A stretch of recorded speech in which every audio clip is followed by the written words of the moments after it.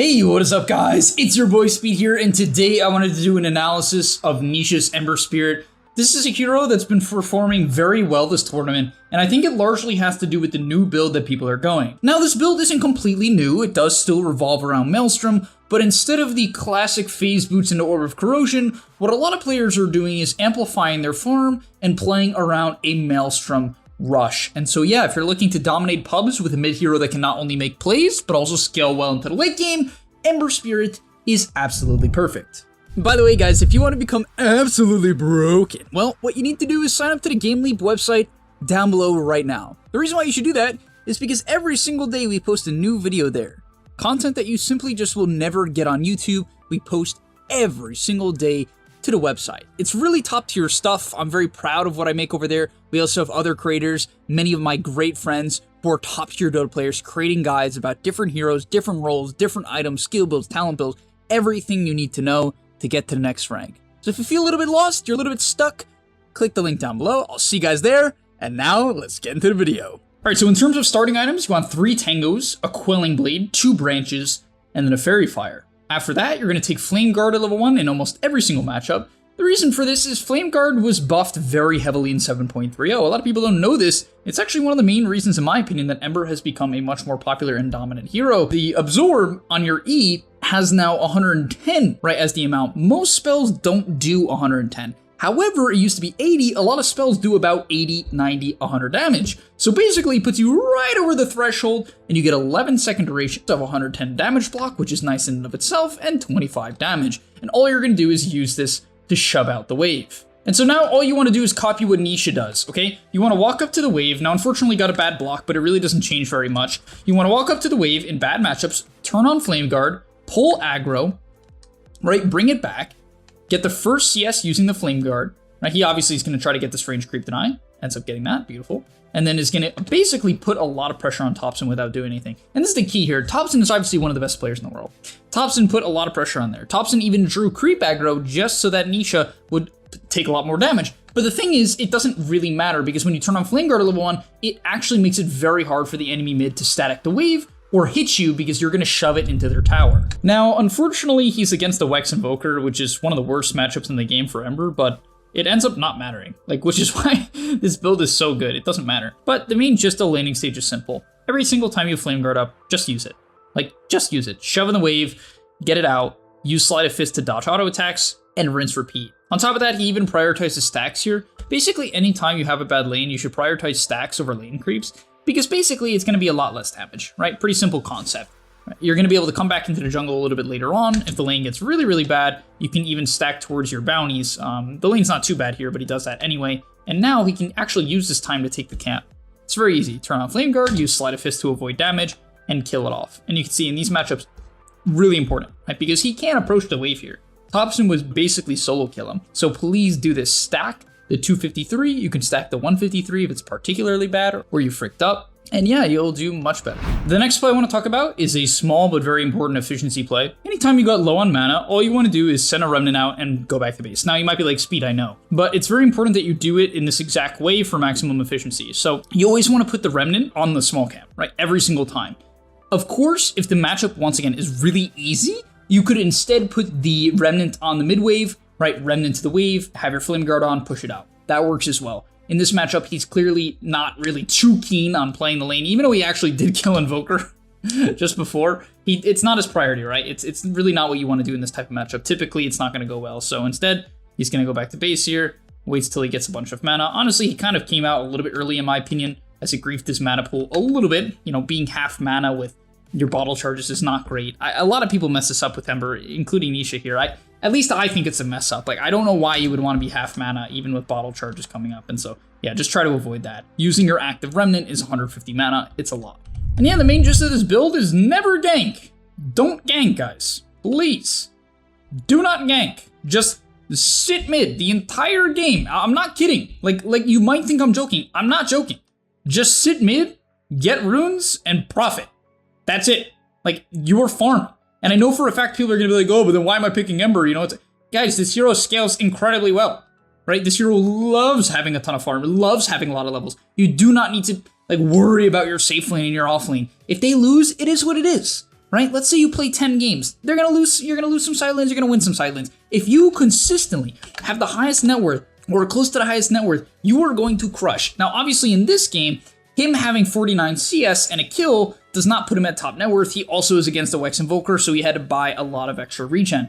But in your average game, if you do what I'm telling you, which is shove out the wave, prioritize CS, stack the small camp towards runes, if you do that stuff, then you will definitely be top net worth. Now, the gist of the item build here is you want to max out the Slight for obvious reasons. When you get a Javelin, but also, most importantly, the Maelstrom, you want to have your W maxed out. He also doesn't max out the Flame Guard.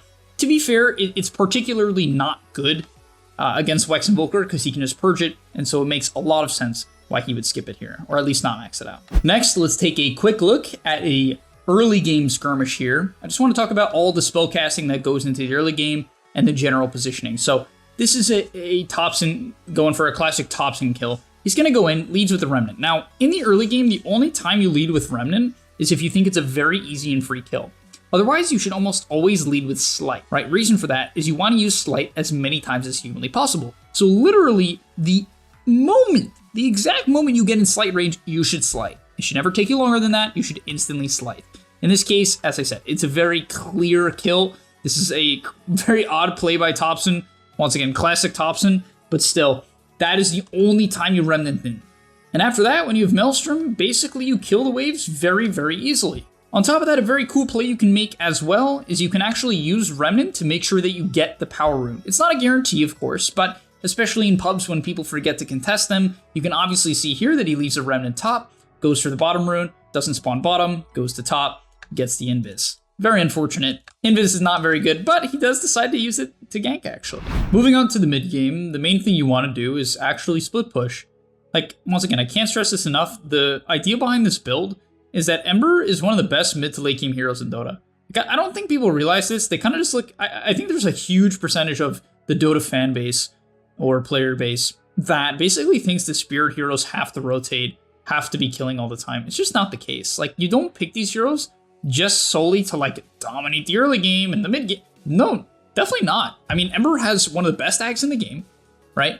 He has some of the best scaling in the game. He has some of the best talents in the game. And so this hero scales incredibly well, right? Slight also scales with items. And so basically you don't need to feel pressured to like take a bunch of fights. He's been shoving in bottom. The first engagement he goes for here, or at least major engagement or even pick off, is basically just a free kill, right? They caught him under a sentry.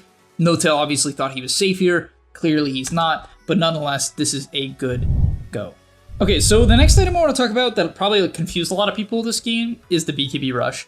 Now, you might justify it and be like, oh, the EMP, but honestly, EMP is very easy for Ember to play around in the mid game. It's not really a problem. And so you also might be like, okay, but they don't really have very many stuns. They have Mars Arena, but that's not really a problem for Ember. Why in the world would he go BKB? It doesn't make any sense to me. The reason for it is actually, in my opinion, very simple. It enables the Flame Guard DPS talent. Yes, I genuinely believe it's that simple, and the reason for it... Alright guys, I was about to tell you why this is so good, but my ability is sort of in Chinese. Either way, the most important part here is the damage per second goes up to 105, right? It's a very high damage spell. It's literally on for 20 seconds. If you keep your Flame Guard on someone for the majority of the duration, which BKB obviously helps you do, you can do up to 2,000 damage, more than 2,000 damage, and it's AoE!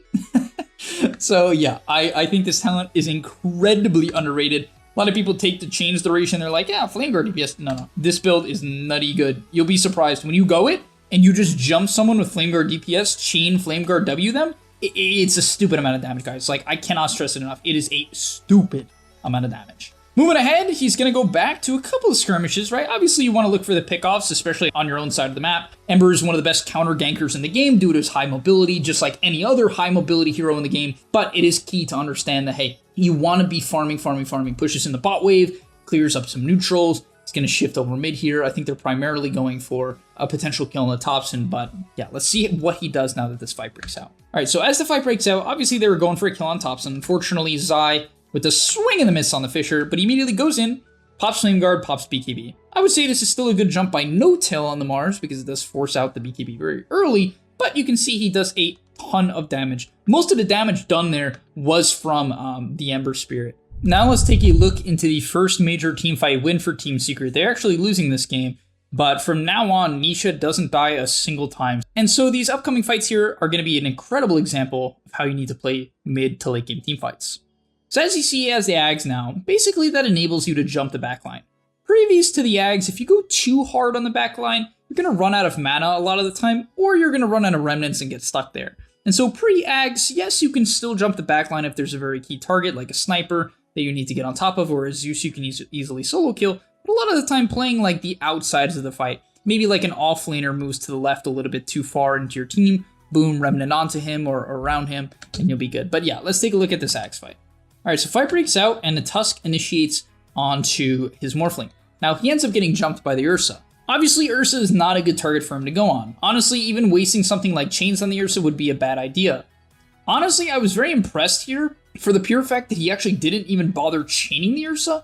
It's not that it's bad to chain the Ursa, but considering he's already next to Nisha, it's not going to do enough. There's not any follow-up to make sure that they can burst the Ursa, right? It's basically just a waste. He's much better off trying to kill someone else. So he immediately goes for Seb, right? And this is what I'm talking about. Like, this is a nice jump. It doesn't make him go to like here, even though you can do that with Ags because of the movement speed buff when you get the Ags. This is a great target. It's a hero with no current BKB. He actually does, funny enough, have a BKB on Seb. I didn't even realize at the time, but it's on cooldown. He probably knew that. And so it's a beautiful jump. Really nice jump here. On top of that, he pops this BKB. Don't be afraid to pop it to just guarantee a kill. If you know for a fact popping it's going to secure an early kill into the fight, it is super worth it in Dota. People don't understand that. Getting a free kill and preventing someone from getting any spells off is massive. It really opens up the fight.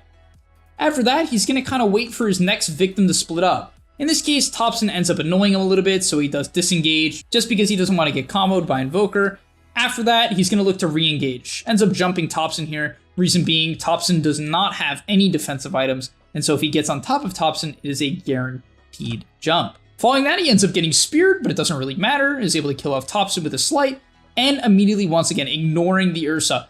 Beautifully played fight, purely because of this target priority. He did such a good job here of going from key target to key target, and it was a huge factor in why Team Secret was able to win that fight. All right, this next skirmish really shows why this hero is pretty insane, and it also shows why the Shard is a must-buy on this hero. If you don't know what the Shard does, for Ember Spirit, basically, it makes your Fire Remnant do AoE damage when it's on the ground, but that's not really that important. What's really good about it is if you get a kill where a hero dies within your range, you get an extra Spirit charge. It's massive, right? It's absolutely huge, and you'll see in this fight, it really comes into play. So as the fight breaks out here, they're going to go on to the Tusk. This is a pretty good target in this case. Due to the items of the Tusk, he has no way out if he gets jumped, chained, he's completely stuck. You can't snowball when you're chained, so he is completely stuck there. Gets a kill, and the Shard immediately gives him another Remnant. As a result, he's going to have a little bit of patience here, looking for the next target to burst. Obviously, going on any BKB units, it would be a grave mistake.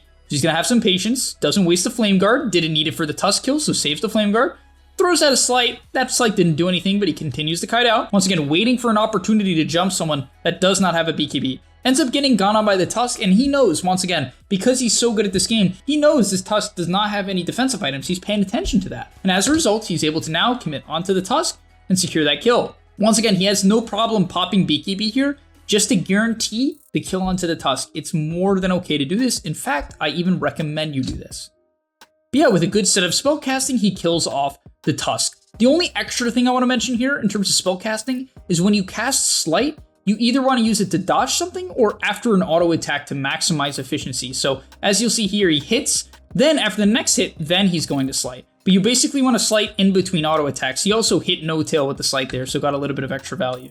But after that, he's able to secure the kill onto the Tusk, and once again, he would be way out of this fight right here. If he didn't have the Shard, he'd have to TP out, no doubt. He'd 100% have to TP out, no way he could play the fight. But he still has 2 Remnants, because basically every time he used a Remnant, he got a kill. And there you go, he gets another one, still on 2 Remnants, and is able to chase down the Ursa, hit level 25, and still has a Remnant. This is why Ember Spirit is one of the most dominant heroes of the tournament. I mean, the amount of damage you can deal in a team fight, the amount of mobility you can also have in a team fight is pretty unparalleled. All right, to end off the video, I just want to show a hilarious clip of him basically Ren abusing. I mean, it's not literally abusing, but to be fair, it kind of looks like it. So fight breaks out, goes in with the chains. He knows there is no BKB onto the Ursa here, so it makes a little bit more sense. goes onto No-Tail, finishes off that kill. Literally, I mean, No-Tail just explodes onto the Tusk, finishes off the Tusk, onto Sumail, finishes off Sumail. My gosh, and he still has 3 remnants. It's just, I don't know, this build is crazy. Keep in mind as well, as the game progresses, not only do you get a talent that makes your remnant restore time much lower, but you also have the capability of basically buying a refresher or getting a refresher shard from Roche and having even more remnants. People are like, oh, it's 10, it's 3,000 damage. Yes, Axe plus refresher on the remnants is 3,000 magical damage. However, with shard, you can do even more. Technically, it can be like 1,500 or more, depending on buybacks and how many kills you're close to. And yeah, that's gonna be about all for today's video. Hopefully you guys are inspired to hit some freaking creeps. Please, hit the creeps, get your net worth up, push in the waves, and then when you hit your major timings, whether or not it's the Maelstrom, your level 15 talent, your BKB, your Ags, whatever it is, then, my gosh, look at this AoE damage, guys. This is practically all the Ember here. No joke. I'm not being ironic. This is unironic. Literally, look at this. Look at this damage. The Shivas into the chain, into the Maelstrom proc, into another set of remnants, into a slight. I mean, literally, they explode. And yeah, that's why this hero's win rate is so high. Nonetheless, thank you guys so much for watching the video. If you enjoyed it or you're inspired to play some Ember Spirit, smash the like button, subscribe to the channel, and comment down below who you think is going to win TI. I'll see you guys in the next one. Peace. And that's all, but remember, before you leave, come on, before you tune out, subscribe to the GameLeap website where we are going to help you get to the next rank. If you're stuck, click the link down below, and I'm out. Peace.